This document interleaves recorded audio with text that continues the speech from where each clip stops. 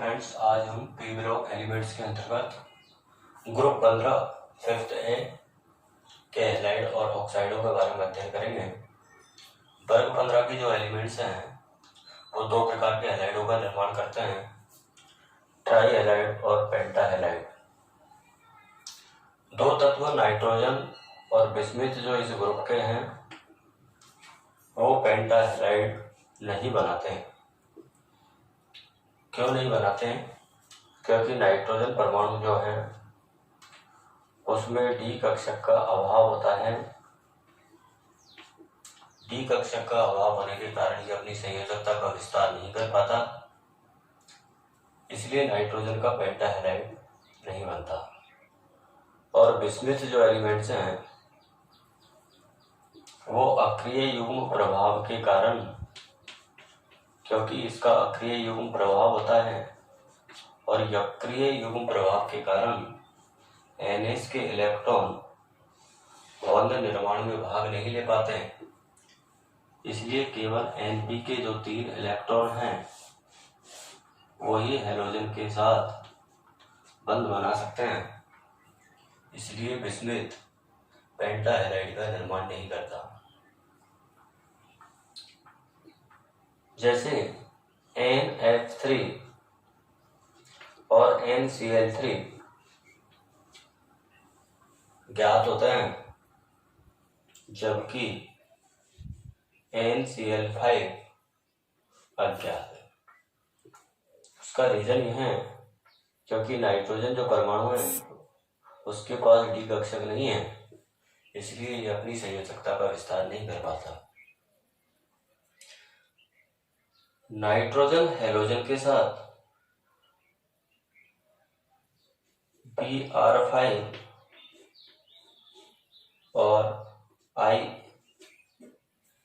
इसके साथ साथ ये ट्राई हैलाइड भी नहीं बनाते हैं ब्रोमीन और आयोडीन के साथ। उसका कारण है हैलोजन का आकार, क्योंकि हैलोजन नाइट्रोजन की तुलना में बहुत बड़े आकार के होते हैं।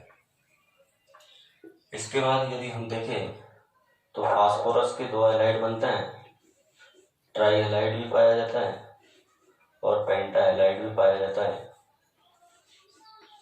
PCl3 और PCl5। इसलिए क्वेश्चन होता है कि NCl3 PCl3 बनते हैं या फास्फोरस का पेंटा हैलाइड बनता है लेकिन नाइट्रोजन का नहीं, तो हमारा आंसर होगा डी कक्षक एब्सेंट। इसी प्रकार बिस्मिथ पेंटा हैलाइड नहीं बनाता, क्यों? तो हमारा आंसर होगा अक्रिय युग्म प्रभाव। यदि हम इनकी बात करें तो फास्फोरस के संयोजी कोष में कितने इलेक्ट्रॉन होते हैं? 5। 3 क्लोरीन किसके साथ बंध बना लेती हैं, तो एक लोन पे नाइट्रोजन के पास रह जाता है शेष, इसलिए इसमें संकरण आता है sp3 और संरचना होती है इसकी पिरामिड।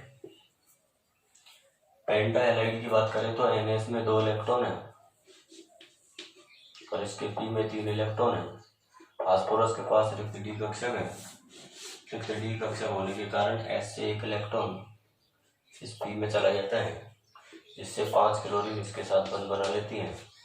इस तरीके से PCl5 में जो संकरण आता है वो आता है sp3d संकरण, और sp3d संकरण में जो स्ट्रक्चर होती हैं वो त्रिकोणीय द्विपिरामिड,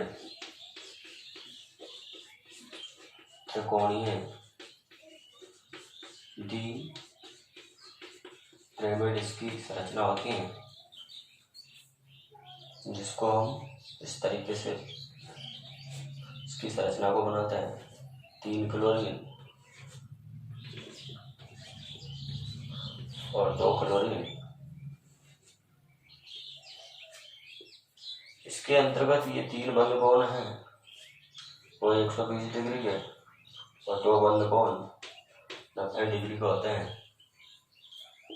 असममित संरचना होने के कारण ये अस्थायी होता है। PCl5 अस्थायी होने के कारण PCl5 का तुरंत अपघटन हो जाता है। PCl5 अपघटित होकर के ये जल अपघटित होता है और जल अपघटित होकर के POCl3 प्लस 2HCl में परिवर्तित हो जाता है। जब PCl5 का अपघटन हो जाता है, PCl5 टूट जाता है PCl3 स्थायी कंपाउंड प्लस Cl2। इस तरीके से हम वर्ग 15 के हैलाइड्स के बारे में देखते हैं। तो मोस्टली हमको यही याद रखना है, वर्ग 15 में नाइट्रोजन और बिस्मुथ को छोड़कर से सभी ट्राई हैलाइड बनाते हैं, पेंटा हैलाइड भी बनाते हैं। नाइट्रोजन बिस्मुथ पेंटा हैलाइड का निर्माण नहीं करता। नाइट्रोजन का रीजन देखना है हमको डीपक्षक का अभाव और बिस्मुथ का रीजन देना है हमको अक्रिय यौगिकों का प्रभाव। अब हम इसके बाद पढ़ेंगे वर्ग 15 के ऑक्साइड। अब हम पी ब्लॉक के अंतर्गत वर्ग 15 के ऑक्साइडों के बारे में अध्ययन करेंगे। वर्ग 15 के जो तत्व हैं उसमें हम एक तो नाइट्रोजन के ऑक्साइड और एक फास्फोरस के ऑक्साइड देखते हैं। नाइट्रोजन परमाणु हैं वो +1, +2, +3, +4 और +5 ऑक्सीकरण अवस्था में अपने ऑक्साइडों का निर्माण करता है, जिसमें नंबर 1 आता है नाइट्रस ऑक्साइड, नंबर 2 आता है नाइट्रिक ऑक्साइड, नंबर 3 आता है डाई नाइट्रोजन ट्राइऑक्साइड और नंबर 4 आता है डाई नाइट्रोजन टेट्राऑक्साइड तथा डाई नाइट्रोजन पेंटाऑक्साइड। इस प्रकार नाइट्रोजन के 5 ऑक्साइड होता है। इन 5 ऑक्साइडों में यहाँ पर नाइट्रोजन +1 ऑक्सीकरण अवस्था में, इसमें +2 में, इसमें +3 में, इसमें +4 में और इसमें +5 में। ये जो 2 ऑक्साइड है नाइट्रस ऑक्साइड और नाइट्रिक ऑक्साइड, ये दोनों उदासीन होते हैं, जबकि नाइट्रोजन के शेष ये 3 ऑक्साइड अम्लीय प्रकृति के होते हैं।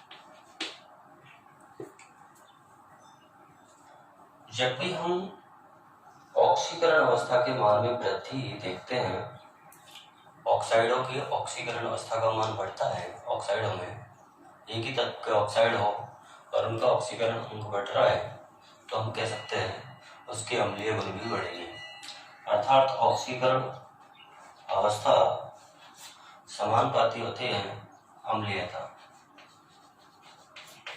जिस ऑक्साइड में ऑक्सीकरण अवस्था का मान जितना अधिक होगा उसमें अम्लीय गुण भी उतने ही अधिक होंगे।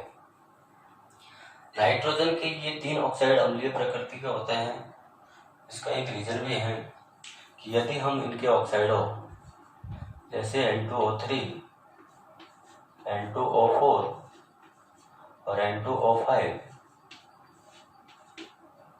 की जल के साथ रिएक्शन करा दें तो जल के साथ अभिक्रिया कराने पर ये जल अपघटित होकर के अम्ल का निर्माण करते हैं। देखो 3 ऑक्सीजन और 1 4 और 2 हाइड्रोजन, तो यह बनता है HNO2। 2 मोल नाइट्रस अम्ल के प्राप्त होते हैं। जब हम N2O5 के साथ जल का योग कराते हैं तो 5 ऑक्सीजन हो गई, 1 मोल HNO2 और 1 मोल HNO3, एक नाइट्रस अम्ल और एक नाइट्रिक अम्ल का निर्माण होता है। और जब हम नाइट्रोजन पेंटाऑक्साइड की जल के साथ अभिक्रिया कराते हैं तो 2 मोल हमको नाइट्रिक अम्ल के प्राप्त होते हैं। अतः नाइट्रोजन के जो 3 ऑक्साइड है N2O3, N2O4, N2O5 वो हमारे अम्लीय प्रकृति के होते हैं। इसके अलावा फास्फोरस जो है वो P2O3, P2O4 और P2O5 फास्फोरस ट्राइऑक्साइड, टेट्राऑक्साइड और पेंटाऑक्साइड का निर्माण करता है। देखो ऑक्सीजन का -2 चार्ज, 3 दूनी के 6 2 से कट जाएगा 3 बार, तो फास्फोरस ऑक्सीकरण अंक आ गया +3, यहाँ आ जाएगा +4 और यहाँ आ गया +5। अतः यदि हम इनमें अम्लीय सामर्थ्य का क्रम देखें तो P2O3 से अधिक अम्लीय होगा P2O4 और P2O4 से अधिक अम्लीय होगा P2O5। तो एक ही तत्व के ऑक्साइडों में ऑक्सीकरण अंक का मान जब बढ़ेगा तो उसके अम्लीय गुणों के मान में भी वृद्धि देखने को मिलती है। अब यदि हम वर्ग 15 के तत्वों की बात करें और इसके ट्राई ऑक्साइड देखें N2O3, P2O3, आर्सेनिक का ट्राइऑक्साइड KH2O3, एंटीमनी का ट्राइऑक्साइड Sb2O3 और बिस्मिथ का ट्राइऑक्साइड Bi2O3। तो एक ही वर्ग के तत्वों के ट्राइऑक्साइड हैं और एक ही वर्ग के एक समान ऑक्साइडों में ऊपर से नीचे हम जाते हैं तो अम्लीय गुणों के मान में कमी आती है और क्षारीय गुणों के मान में वृद्धि होती है, क्योंकि नीचे जाने पर धात्विक गुण बढ़ जाते हैं और धात्विक ऑक्साइड हमारे क्षारीय प्रकृति के होते हैं, जबकि अधात्विक ऑक्साइड हमारे अम्लीय प्रकृति के होते हैं। क्योंकि अधात्विक ऑक्साइड जो होते हैं वो जल से क्रिया करके अम्ल का निर्माण करते हैं, इसलिए ये 2 ऑक्साइड अम्लीय प्रकृति के होते हैं। इनका नेचर जो होता है वो अम्लीय होता है, जबकि ये 2 ऑक्साइड उभयधर्मी प्रकृति के होते हैं।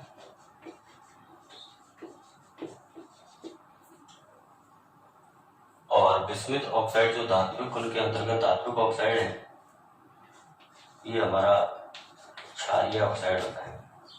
तो मोस्टली जो हमें याद रखना है, वर्ग 15 के जो ऑक्साइड है उसमें नाइट्रोजन के ऑक्साइड +1 से +5 ऑक्सीकरण अवस्था में 5 oxide, nitric oxide, nitrous oxide, die nitrogen trioxide, die nitrogen tetroxide, die nitrogen pentoxide. इनमें नाइट्रस और नाइट्रिक ऑक्साइड उदासीन प्रकृति के, शेष 3 ऑक्साइड हमारे अम्लीय प्रकृति के। अम्लीय प्रकृति के क्यों? क्योंकि जल से क्रिया करके अम्ल का निर्माण करते हैं। ऑक्सीकरण अवस्था का मान जैसे जैसे बढ़ता है अम्लीय गुणों के मान में वृद्धि होती है। फास्फोरस के 3 ऑक्साइड +3, +4 और +5 ऑक्सीकरण अवस्था में ऑक्सीकरण का मान बढ़ने के कारण अम्लीय गुणों के मान में वृद्धि हो रही है। और यदि वर्ग 15 के ट्राइऑक्साइडों की हम बात करें तो वर्ग 15 के ट्राइऑक्साइडों में नाइट्रोजन और फास्फोरस का ट्राइऑक्साइड अम्लीय प्रकृति का, आर्सेनिक एंटीमनी का ऑक्साइड उभयधर्मी प्रकृति का और बिस्मिथ का ऑक्साइड क्षारीय प्रकृति का होता है। इसके बाद हम फास्फोरस के ऑक्सी अम्लों के बारे में पढ़ेंगे, नेक्स्ट वीडियो के अंतर्गत देखेंगे। Thank you so much. Like व शेयर जरूर करें।